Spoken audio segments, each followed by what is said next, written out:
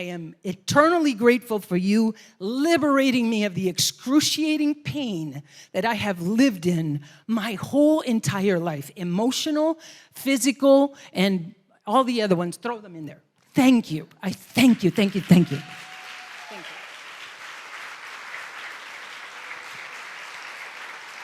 This lady right here, Sally Norton. Don't leave without her book. Thank you, thank you, thank you. Amen. Amen. You don't need me anymore, do you? That's what we want. This message is moving out on its own. Why is that? Because we're talking truth. Truth will reveal itself. So let me ask you about the truth.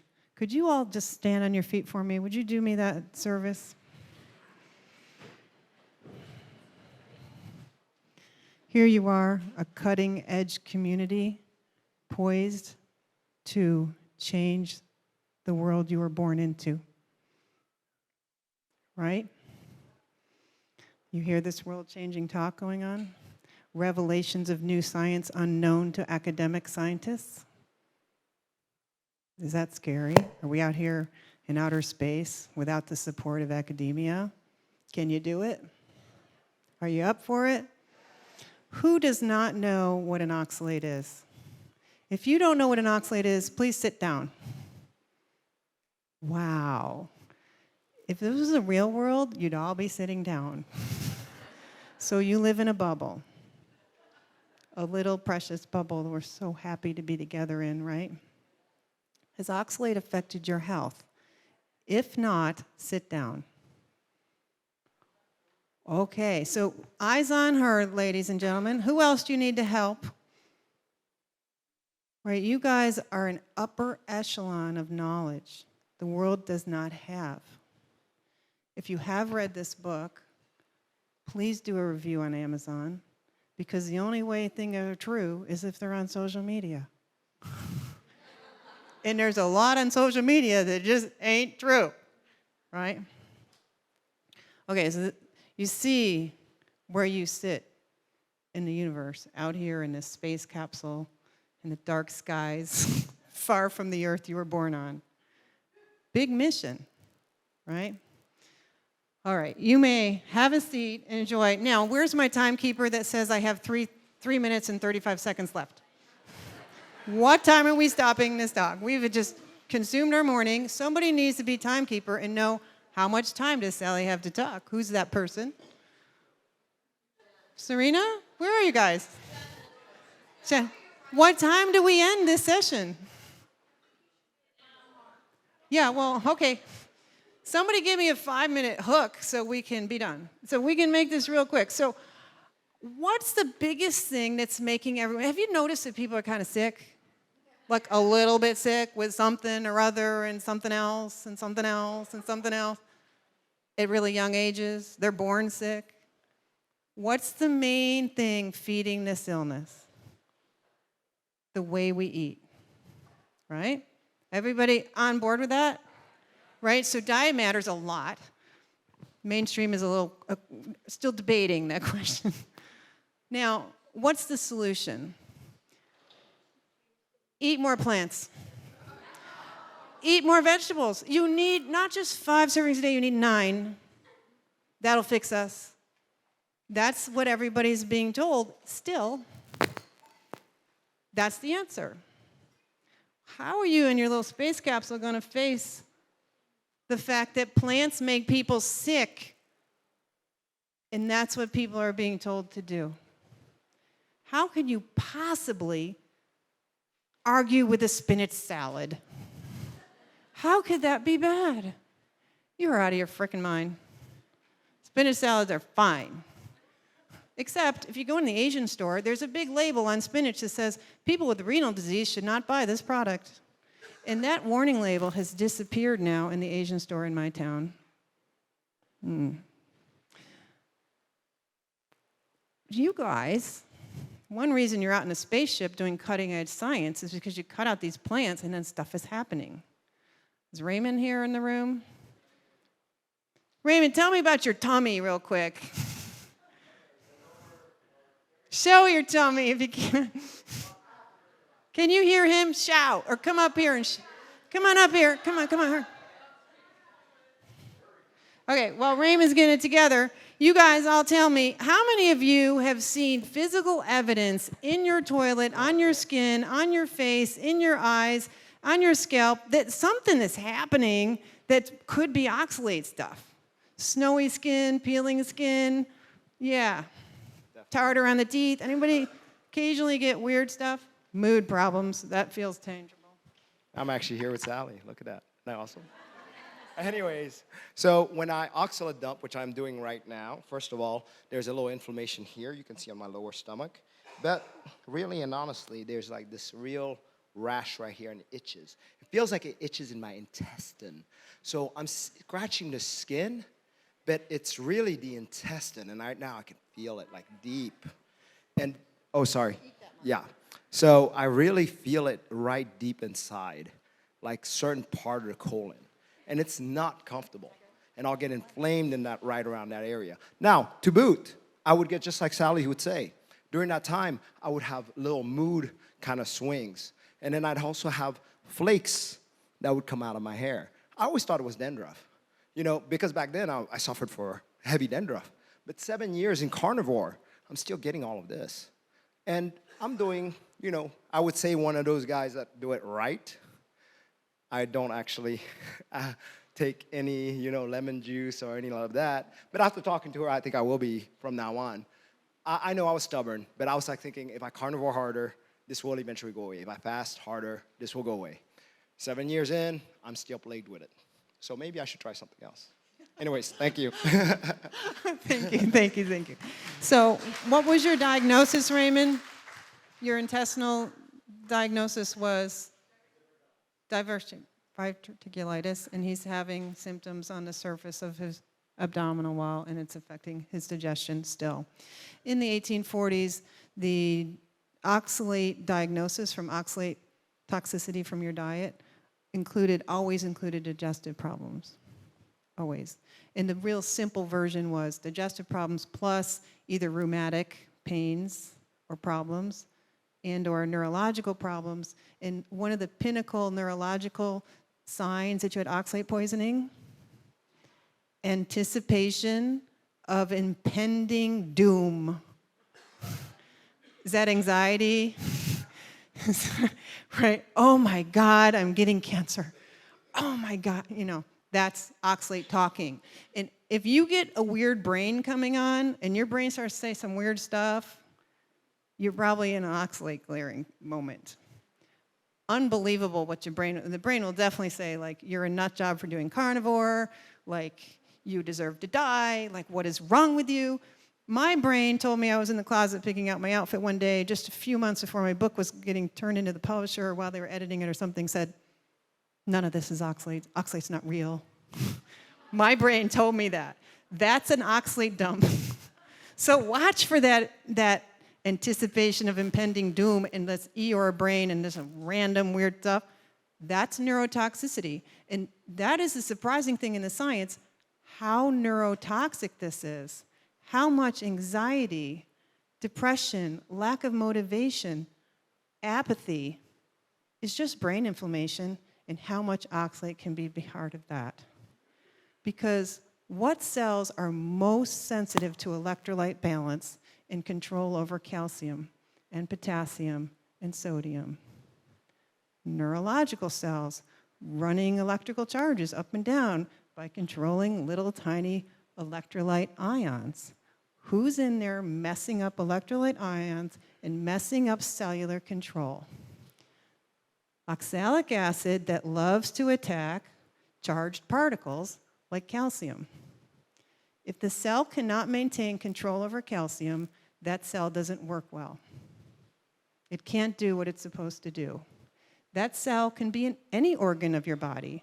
It doesn't have to be in a particular place, like the kidney.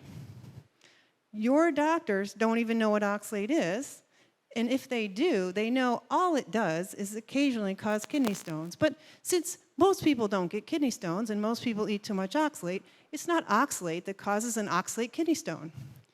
It's God.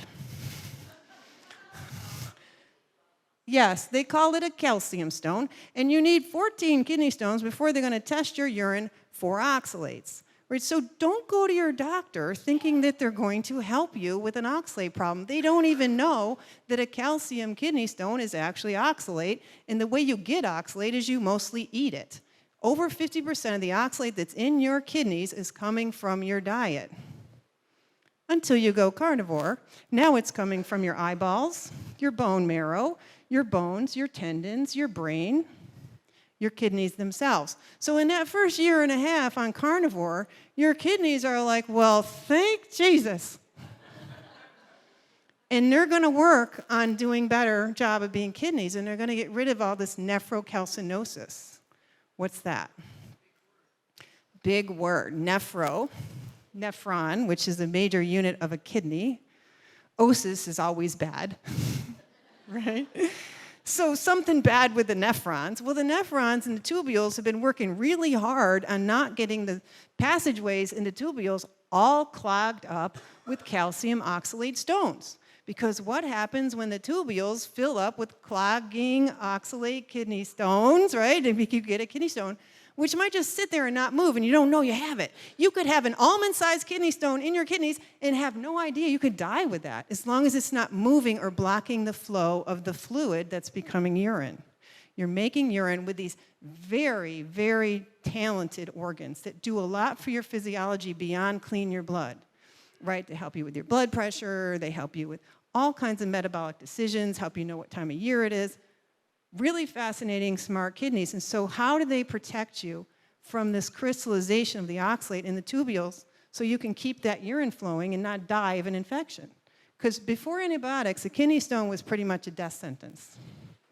Okay, and the guy who first recognized dietary oxalate poisoning had it, and he died at 39 years old from an infection from kidney stones. They couldn't test foods very well in 1840.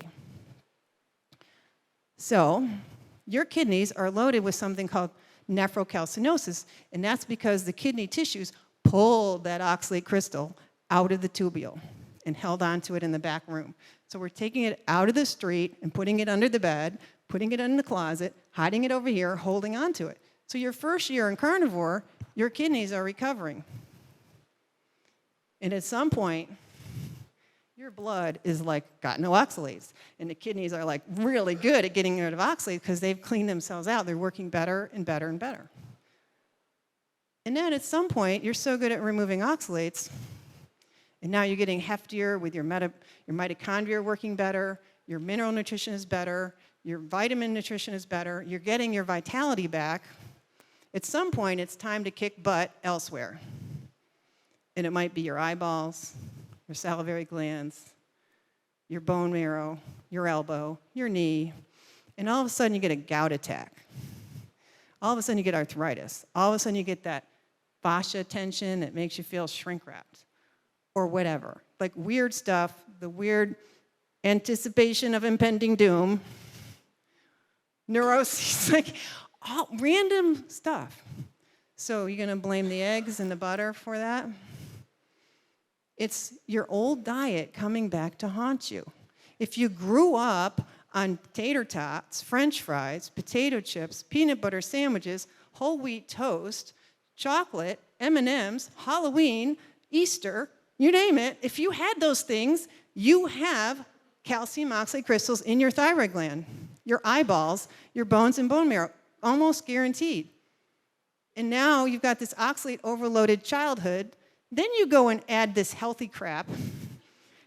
Do you know that it is possible in college to eat a whole can of spinach a day?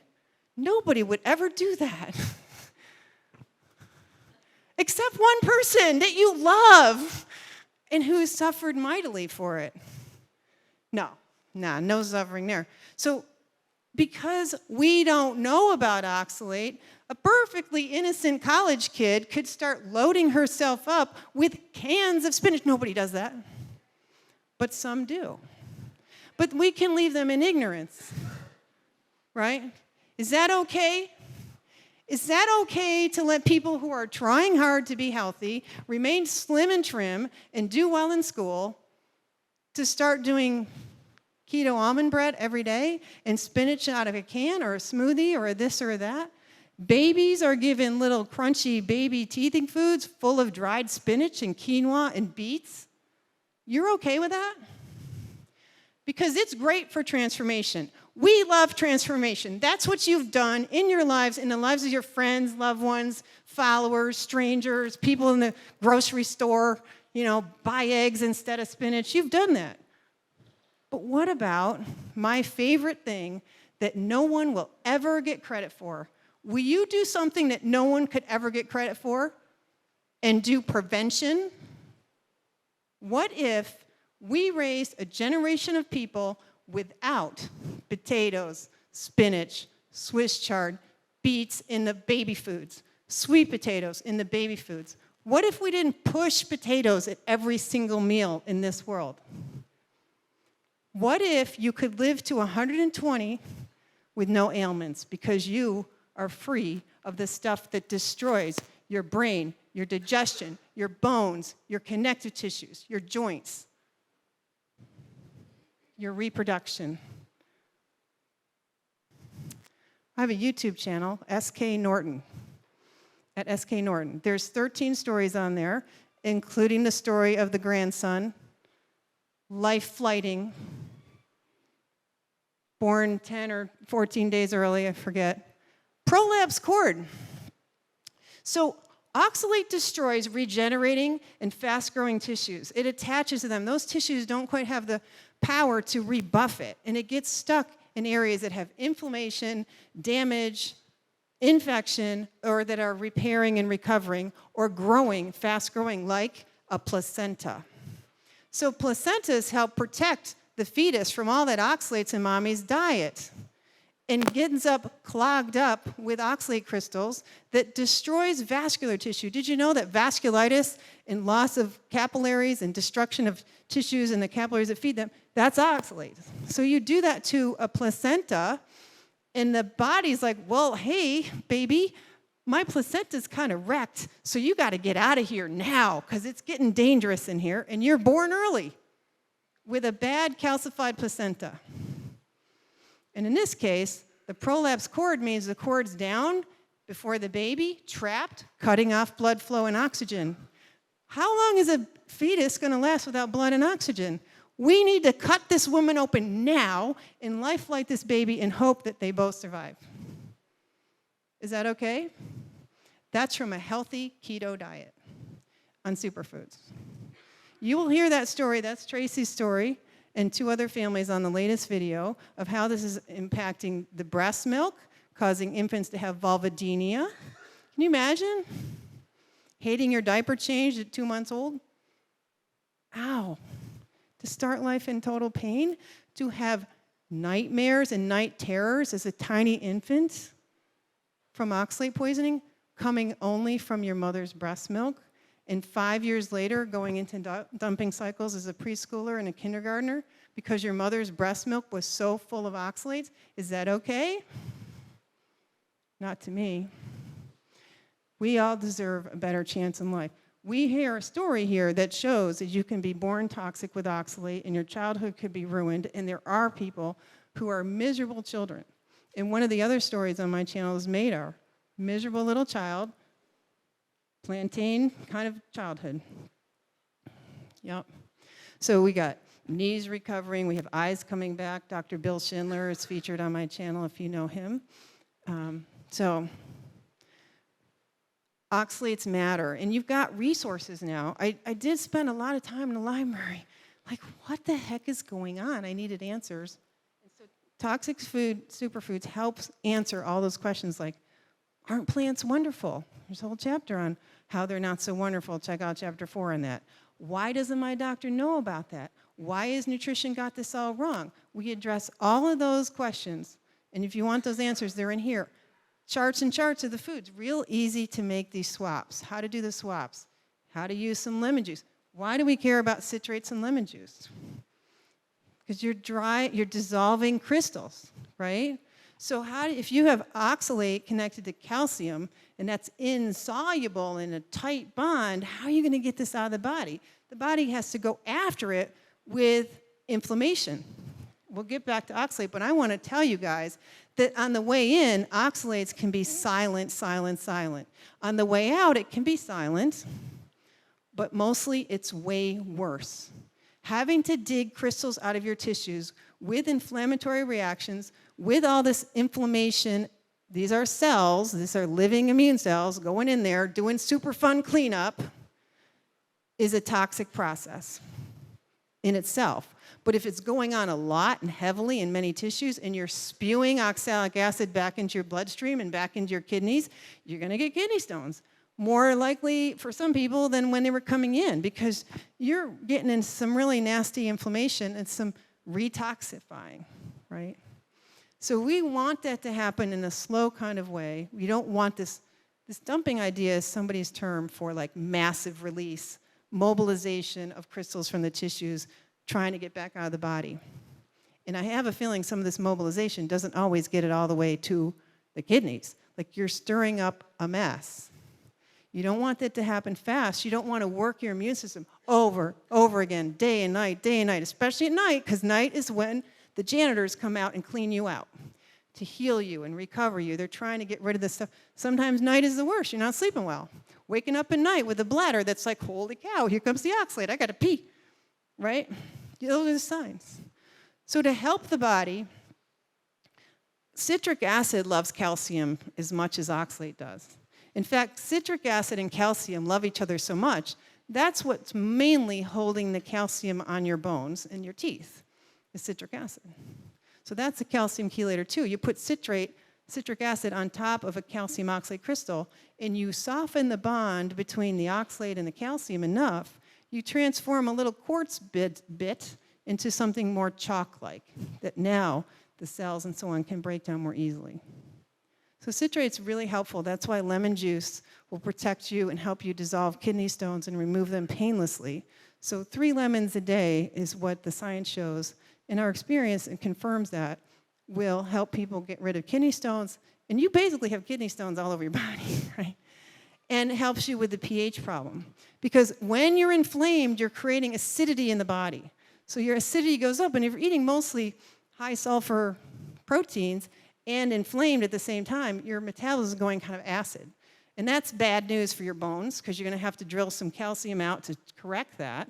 You're going to have to put yourself in a stress mode that promotes metastasis of cancer and other diseases. So you don't want to be acid. So the lemon juice is an example of one of many tools, not a requirement, that you can use to control the acidity and support the body's desire to decrystallize you, okay? So there's lots of ways that things can happen that are just completely a surprise, like lipedema, which is a fibrotic disease that shows up in the fat tissues, primarily in the thighs of women. So if you have your vascular tissue being damaged with oxalates, you can get this fibrotic process occurring that pulls in this sort of fatty tissue. And you can lose weight all you want, and you still have this fibrotic fat in your thighs. I had no idea this is oxalates, but it makes total sense when you understand the vascular damage that oxalate causes and how it stimulates fibrosis in the body. So I had somebody call me right after my book came out. She had read it, and she was at a lipedema conference. And her lipedema, an uncurable disease, and no one knows what causes it, is going away after reading my book. Like, we're a cutting-edge group here, you guys collectively.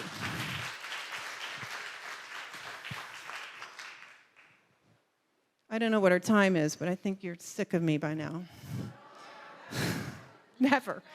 You have resources. This is the most amazing story in nutrition that I have run across. And I was a nutrition geek in kindergarten. I came home and preached to my mother about what we were supposed to be eating based on the kindergarten teacher. And in 7th grade, I'm like, oh, you mean if you eat right, you don't get heart disease and cancer? I want in on that. I want to help people not get sick. Oh yeah, let's push some spinach and help them not get sick. Help me be a disaster in health, even though I went to Cornell University. But of course, in academia, the vegetarians are heavily enthralled. My professor of biochemistry was T. Colin Campbell. At that time, when I was in school, was the new arm in dietetics for vegetarianism, now dietitians were going to make vegetarianism okay. It was not okay until the 80s. Dietitians always knew you needed animal foods, even though the whole profession was founded by a vegetarian. They still knew they needed meat until the 80s. So the history is fascinating. This is a tool you might want. I have 3 of them here. You can get this only on my website. So you have to come to sallyknorton.com to get the data book that has the color-coded charts of oxalates in food. 1 minute, we're going to be done. So that, just so you know where you get your resources. So I'm going to let you guys pass around some bookmarks. This bookmark has a list of low oxalate foods on the back. You can help your friends use it in the grocery store and restaurants. So pick from this list, people. Tell your friends they can pick from this list. Take some and pass them around.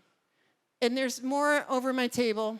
But on Amazon, there's like 20 copycat nonsense junk. It's not me. It says my name all over things. This is the only thing you can get online from me, is that. So don't waste your time and money on other stuff. You can only get this thing on my website. That's it. So you have to come to my website for that. It's print on demand. These are free today. And you can get the electronic beginner's guide on my website, or a plastic version that lasts forever. If you want to get that for a friend, you can do that. So thank you for being the cutting edge future that will save humanity undoubtedly.